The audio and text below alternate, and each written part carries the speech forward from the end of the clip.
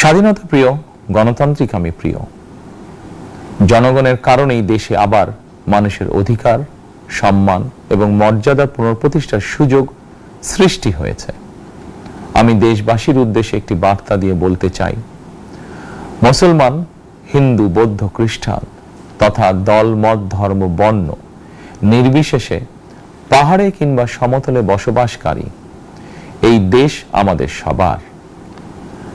প্রতিটি নাগরিকের জন্যই এই দেশকে আমরা একটি নিরাপদ ভূমিতে পরিণত করতে চাই। একটি স্বনির্ভর, নিরাপদ, মানবিক, গণতান্ত্রিক বাংলাদেশ প্রতিষ্ঠাই বিএনপি সরকারের লক্ষ্য।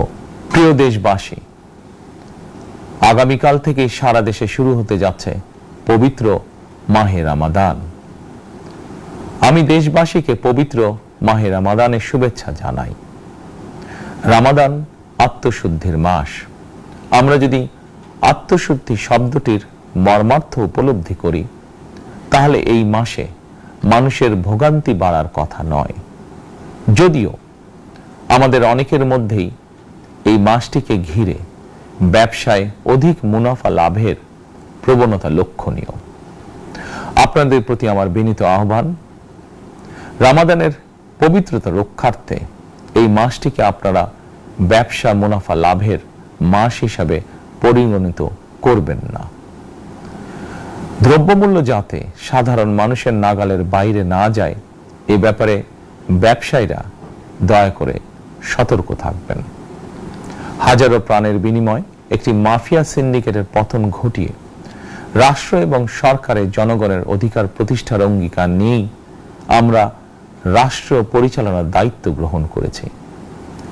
বিএনপি সরকার সকল ক্ষেত্রে অনাচার, অনিয়মের সকল সিন্ডিকেট ভেঙে দিতে বদ্ধপরিকর ইনশাআল্লাহ। সরকারের পক্ষ থেকে কি ধরনের উদ্যোগ গ্রহণ করলে বাজার পরিস্থিতি নিয়ন্ত্রণে থাকবে কিংবা ক্রেতা বিক্রেতা উভয়েরই স্বার্থ রক্ষা হবে, এ ব্যাপারে আপনাদের যে কোনো ধরনের পরামর্শ কিংবা অভিযোগ শুনতে সরকার প্রস্তুত। ক্রেতা বিক্রেতা গ্রহীতা এই সরকার সকলেরই সরকার। এই সরকার আপনাদেরই সরকার। আপনারাই ভোটের মাধ্যমে এই সরকারকে রাষ্ট্র পরিচালনার দায়িত্ব দিয়েছেন। আপনারাই এই সরকারের শক্তি। প্রিয় দেশবাসী, পবিত্র রমাদান মাসে রোজাদারগণ বিশেষ করে ইফতার, তারাবি, সেহরি এই সময়গুলোতে নিরবিচ্ছিন্নভাবে গ্যাস, পানি ও বিদ্যুৎ সরবরাহ পেতে চান। এই বিষয়টি নিশ্চিত করতে এরই মধ্যে আমি সংশ্লিষ্ট কর্তৃপক্ষকে নির্দেশনা দিয়েছি। অপচয় রোধ করে কৃচ্ছতা সাধন প্রতিটি মুসলমানের ঈমানি দায়িত্ব। অফিস আদালতে বিনা প্রয়োজনে কিংবা প্রয়োজনের অতিরিক্ত গ্যাস, বিদ্যুৎ, পানি খরচের ব্যাপারে সচেতনতা অবলম্বন করাও ইবাদতেরই অংশ বলেই আমি মনে করি। আমি আপনাদের সামনে বলেছিলাম, রাষ্ট্র পরিচালনার সুযোগ পেলে বিএনপি সরকার মহানবীর ন্যায়পরায়ণতার আদর্শ অনুসরণ করবে। আমি মনে করি বিএনপির সংসদীয় দলের এই সিদ্ধান্ত ন্যায়পরায়ণতার আদর্শেরই একটি অন্যতম প্রতিফলন। প্রিয় দেশবাসী, সরকার প্রধান হিসাবে আমি দেশবাসীর উদ্দেশ্যে একটি বিষয়ে প্রতি দৃষ্টি আকর্ষণ করে বলতে চাই।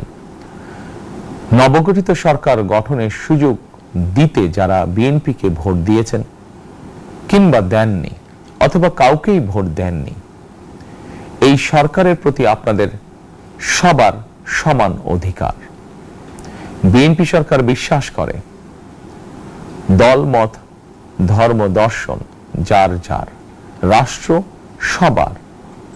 এই দেশে, এই রাষ্ট্রে একজন বাংলাদেশী হিসাবে আপনার, আমার, আমাদের প্রতিটি বাংলাদেশী নাগরিকের অধিকার সমান।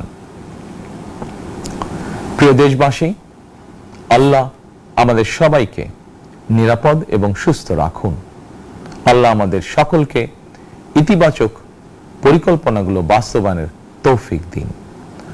পবিত্র রমাদান মাস শুরুর শুভ লগ্নে আল্লাহর দরবারে এই নিবেদন রেখে আমার বক্তব্য শেষ করছি।